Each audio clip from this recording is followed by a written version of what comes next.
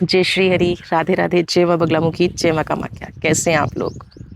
खूब सब अच्छे होंगे और जिस तरह से मैं आनंद में हूँ आप भी उसी तरह से आनंद में होंगे। श्री हरि के चरणों में बैठी हूँ।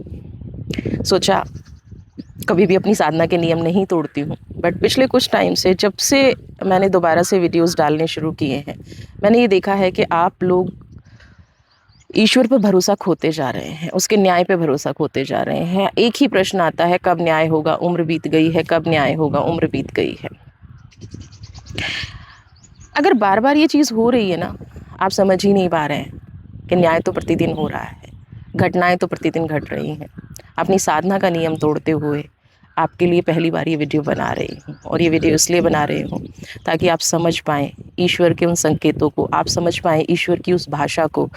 और ये जो टैरो रीडिंग देखने के बाद आप विक्टिमाइज हो जाते हैं, आप सिर्फ उसके, नॉट मेरा चैनल, मैंने देखा है कि बहुत सारे चैनल्स पे ये चल रहा है, और उससे आप विक्टिम बनना सीख रहे हैं, उससे आप और अधीर होना सीख रहे हैं।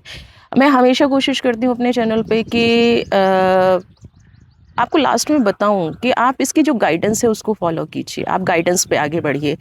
बट बहुत सारे मेरे व्यूवर्स तो ऐसे ही हैं जिनका हर वीडियो पे एक ही कमेंट आता है, हमारे साथ न्याय कब होगा? तो ये स्पेशली वीडियो उन्हीं के लिए है।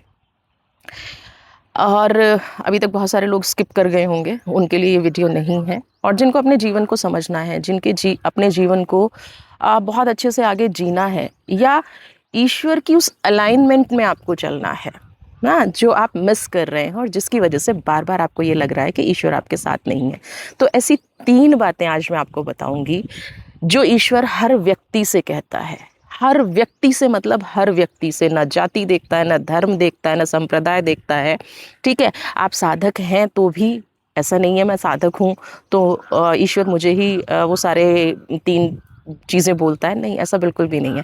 अगर आप साधक हैं तो भी ईश्वर आपको वो शब्द बोलता है। अगर आप साधक नहीं हैं तो भी, आप सिर्फ पूजा पाठ भी कर रहे हैं, नमस्ते भी कर रहे हैं, या वो भी नहीं कर रहे हैं, हाँ, क्योंकि प्रकृति अपनी रिदम में चल रही है। मेरे पीछे बहने वाली नदी अपनी रिदम से बह रही है। यहाँ जितने भी आसपास पहाड़ खड़े हुए हैं अपनी रिदम से खड़े हुए हैं, ये प्रकृति की लय में लय मिला कर चल रहे हैं। समस्या कब आती है? जब आप ईश्वर को ब्लेम करते हैं अपने उन कर्मों के लिए ना, उन उन चीज़ों के लिए ब्लेम करते हैं जो आप अनसुना कर रहे हैं, जो आप नहीं समझ रहे हैं। तो आपको सबसे पहले ये समझना पड़ेगा कि ऐसा क्या घट रहा है जो मैं बार बार कर रहा हूँ या बार बार कर रही हूँ, बट मुझे ऐसा लग रहा है कि मेरे साथ न्याय नहीं हो रहा है। इसका मतलब है कि आप ईश्वर की, ब्रह्मांड की, यूनिवर्स की लय में लय मिलाकर नहीं चल रहे हैं, उससे आपका तालमेल नहीं बैठ रहा है ना। और वो जो 3 शब्द ईश्वर बार बार बोल रहा है, उन शब्दों को आप अनसुना कर रहे हैं। अब वो 3 शब्द हैं क्या? हर एक की जीवन में, हर एक घटना पे ईश्वर आपको 3 ऑप्शन देता है। आप जाते हैं, ईश्वर से प्रार्थना करते हैं, मेरा काम नहीं बन रहा है, मेरे शत्रु खड़े हो गए हैं, मेरा ये हो गया है, मेरा वो हो गया है, आप सब कुछ करते रहते हैं। एंड आपको पहला रिप्लाई मिलता है या तो हाँ। हाँ मतलब जो आपका प्रारब्ध खत्म हो गया है, आपके कर्म कट गए हैं, या जो भी चीज़ आप मांग रहे हैं उस चीज़ के लिए आप तैयार हो गए हैं, तो ईश्वर इमिडिएटली आपको हाँ कर देते हैं। जब हाँ करते हैं तो आप बड़ी जल्दी सुन लेते हैं, है ना, क्योंकि आप वही चाहते हैं ईश्वर से। आप वही चाहते हैं कि जो भी आप बोल रहे हैं, जो भी आप कह रहे हैं, वो आपके जीवन में घट जाए या वो चीज़ आपको मिल जाए। तब आपको ना ईश्वर बुरा लगता है, ना उसकी जो योजनाएं हैं वो बुरी लगती हैं, उस ना अपना प्रारब्ध बुरा लगता है, और ना आपको शत्रु बुरा लगता है। यानी कि आप सिर्फ हाँ सुनने के आती हैं। ईश्वर ने हाँ कर दिया, आपका कोई काम बन गया तो ईश्वर अच्छा हो गया ना। ईश्वर बहुत महान है, ईश्वर बहुत अच्छे हैं, ईश्वर बहुत परोपकारी हैं, आप खुश हो जाते हैं और अपना जो भी आपने बोल रखा होता है ईश्वर की दी हुई चीज़ उसे ही अर्पित करके अपना पल्ला झाड़ लेते हैं।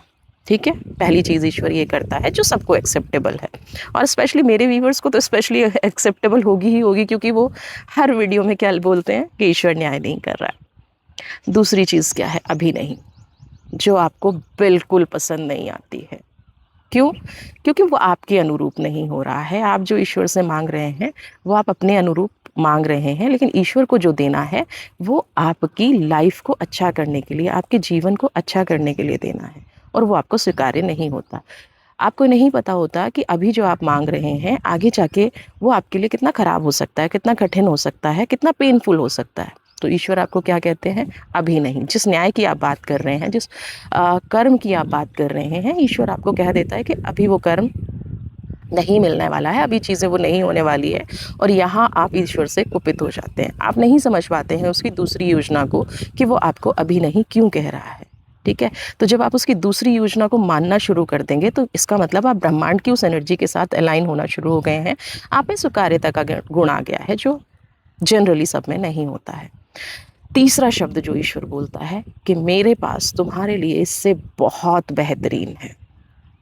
और उस तीसरे शब्द की मैं साक्षात, जो सबसे लास्ट में मिलता है, विटनेस हूँ। और आज मैं आपसे हर तरह से शपथ लेके बोलिए, जो जो आप कहना चाहें ना, कमेंट बॉक्स में लिखूंगी, जैसा भी आप कहें। मैं कहती हूँ कि ईश्वर है, और ईश्वर है तो मैं यहाँ हूँ। मेरा जीवन ऐसे चमत्कारों से भरा हुआ है, लेकिन ईश्वर ने हमेशा पहले दो शब्द तो मेरे लिए कभी रखे ही नहीं ना। एक साधक के लिए कभी पहले दो शब्द ईश्वर के लिए होते ही नहीं है ना। वो कभी भी हाँ नहीं करते हैं आपके लिए, वो आपको वेटिंग लिस्ट में ही डाल के रखते हैं। तो मेरे साथ हमेशा हुआ है। तो आज मैं ये कह सकती हूँ कि वो जो मेरी वेटिंग लिस्ट थी ना, वो आज शायद मेरा प्रारब्ध कट गया, या मेरा जो भी ईश्वर से अलाइनमेंट था वो बहुत अच्छा हो गया। और जो तीसरा शब्द ईश्वर ने मेरे लिए इस्तेमाल किया कि मैंने तुम्हारे लिए कुछ बहुत अच्छा सोच के रखा है, वो उन्हीं अपने साधकों को, अपने बच्चों को ना, अपनी जो भी आप कहना चाहें अपने आप को, उनके लिए ईश्वर करता है। इट मीन्स अगर पहली दो चीज़ें नहीं हो रही हैं, ईश्वर आपको लग रहा है बार बार कि नहीं आपकी बात सुनी जा रही है, तो यहाँ पे ईश्वर को दोष नहीं देना चाहिए। कुछ कुछ ना अपने प्रारब्ध को भी देख लेना चाहिए, कुछ कुछ अपने कर्मों को भी। अगर आप जीवन मृत्यु पे या पुनर्जन्म पे विश्वास रखते हैं, तो आपको प्रारब्ध फिर भी विश्वास रखना पड़ेगा।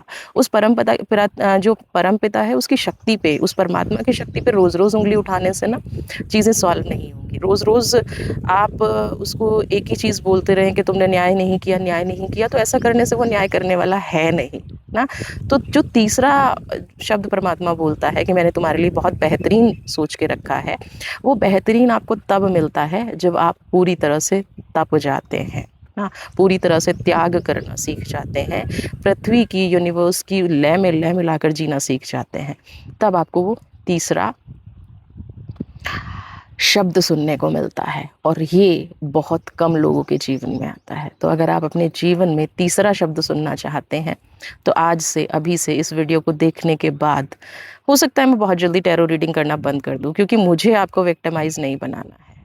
मुझे आपको बताना है कि आप पहले दो शब्द एटलीस्ट सुनिए ना, उनको समझिए, हाँ अभी नहीं, या तुम्हारे लिए बहुत बेहतरीन है। जब आप पहले दो शब्दों को सुनना समझना सीख जाएंगे ना, तो तीसरा शब्द आपके लिए ऑटोमेटिकली बनना शुरू हो जाएगा। तो होप आपको ईश्वर के तीन शब्द समझ में आए होंगे। और आज से अगर आपके साथ ऐसा लग रहा है कि ईश्वर न्याय नहीं कर रहा है, तो आप उसको पुकारने की बजाय ना स्वीकार्यता लाएंगे। आप उसको रोज़ रोज़ दोष देने की बजाय आप स्वीकार करेंगे कि ईश्वर जो भी कर रहे हो मेरी बेहतरी के लिए कर रहे हो, और मुझे कुछ बहुत अच्छा देने वाले हो। होप आप अब एटलीस्ट अपनी लाइफ में खुद नकारात्मकता लाना बंद करेंगे, खुद चीज़ों को समझना शुरू करेंगे, और अपनी लाइफ पॉजिटिविटी के साथ जिएंगे। खुश रहिए, स्वस्थ रहिए, मस्त रहिए। और अगर आप विक्टिमाइज बनते रहेंगे, तो पहले भी मैंने 1 साल के लिए टैरो रीडिंग बंद कर दी थी, क्योंकि मुझे आप लोगों को विक्टिमाइज बन के जीना नहीं सिखाना है ना। मैं फिर से बंद कर दूँगी। खुश रहिए, स्वस्थ रहिए, मस्त रहिए। जय श्री हरि।